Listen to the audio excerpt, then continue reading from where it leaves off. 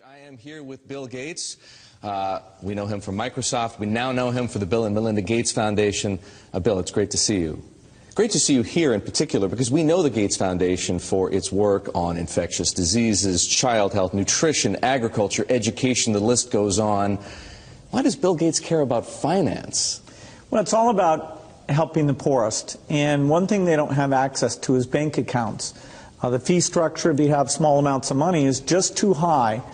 And we got involved in some traditional microlending, but just didn't see how that could scale up and get inexpensive enough. So now we're involved in trying to make sure we get a very efficient digital payment structure set up for all the poorest in the world to get financial products that work for them. What are you doing?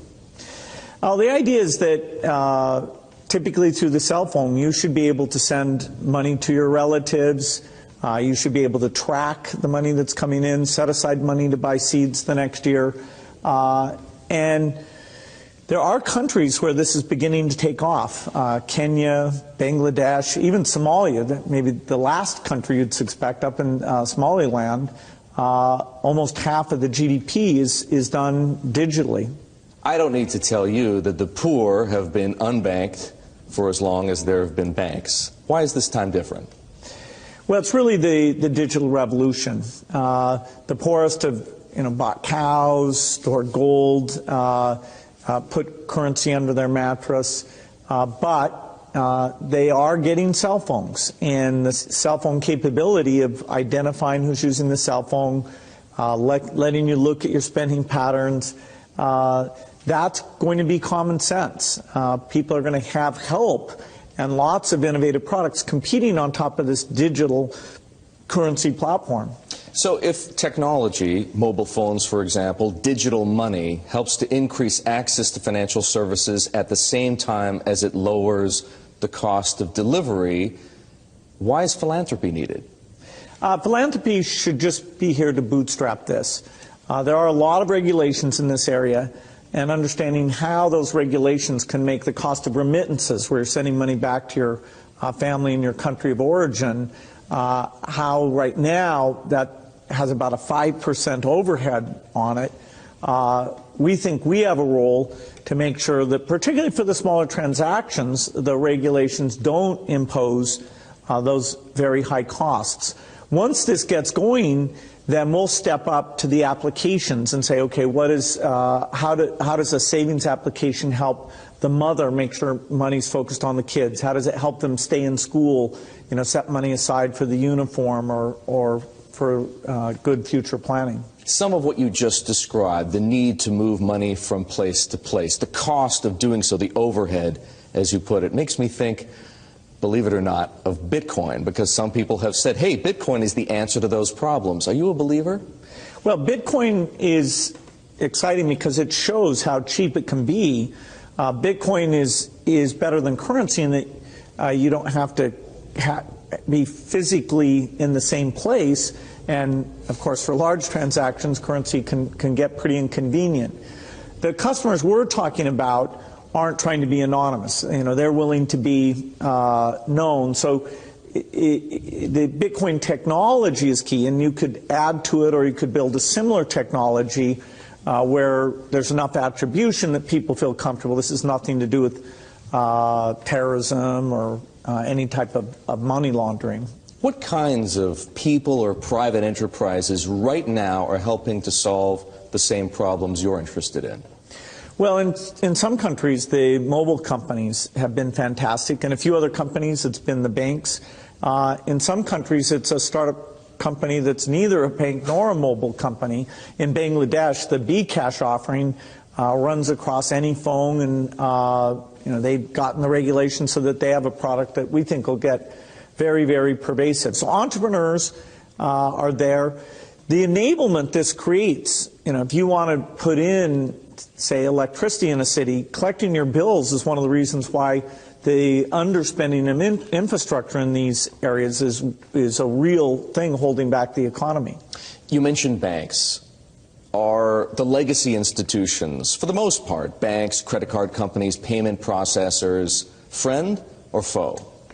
Many of them want to have these additional customers, but they have to embrace the idea that the fees are going to be a lot lower. And so they have to find a way to service these new customers. Now, that means these customers aren't going to be coming into their branches, and they can charge a higher fee when you want to actually cash out. But if it's a pure digital transaction, then you should be paying less than 1% to move that money from you to a merchant or from you to a friend, even with meeting all the regulatory requirements. All right, and then you said money. How is money going to change? How is money Well, poor people don't have bank accounts, and so when they have an emergency, they want to borrow, save, it's very tough. Small transactions, the fees are just too high when you have banks and ATMs and all that. If we take the cell phone and just use digital currency, then you can have all those financial services. So 2 billion people who don't have any kind of bank account will have all sorts of innovative services, help them save, pay for education. And it requires a little bit of work getting the regulation right, getting it to critical mass, getting people to trust it. But the magic of that cell phone with the right software means that people have banking, and that's really big for their lives. So they can borrow when they need to. And That's interesting, because everyone has a cell phone and a smartphone now. They basically... more. I'm now in Thailand, and I will first time take from my OneCoin MasterCard money out. So at local ATM here in Thailand. So let's go. I will try to take out 250 euros. It's 10,000 baht. So I will pin. Okay. Видно? Нет, целиком нарисовал. Language change, put Russian. Смотри, чтобы видно было. Здесь, вот этот экран. Не меня снимай, а вот это снимай. So I will take 10,000 baht. So commission will be 5 USD. I will continue without conversion.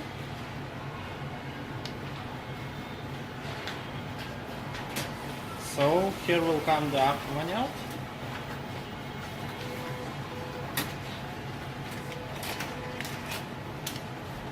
Okay. 10,000 baht, and here is the OneCoin MasterCard. So it's all working, nice, first time, very good feeling to take cryptocurrency in money, and see you soon, bye bye.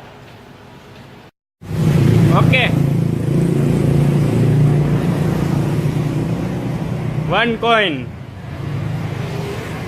OnePay MasterCard, Thailand Kasikorn Bank.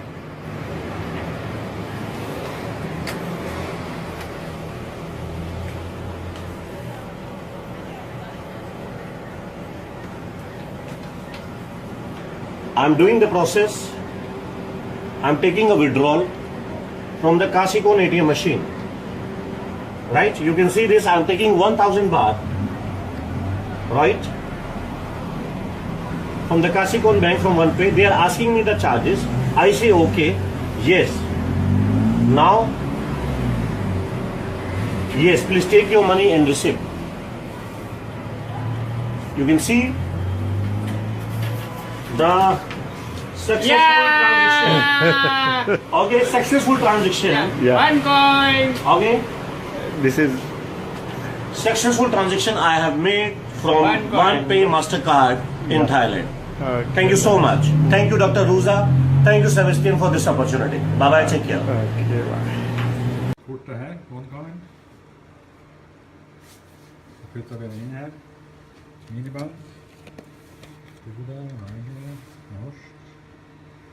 Uttag. Vill den ta ut euro. Länkar upp.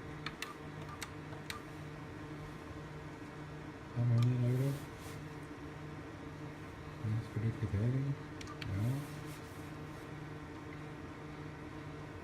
Ja, från 20. Men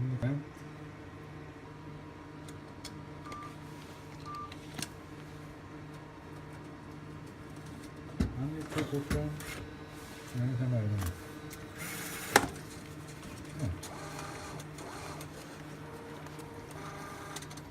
Och kvittering.